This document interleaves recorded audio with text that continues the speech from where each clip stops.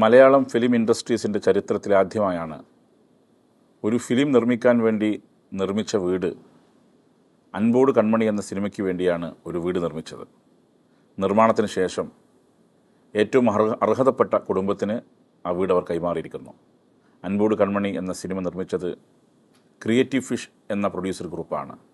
Creative ഫിഷിനും അതിൻ്റെ സംഘാടകർക്കുമെല്ലാം എല്ലാവിധ ആശംസകളും ഞാൻ നേരുന്നു.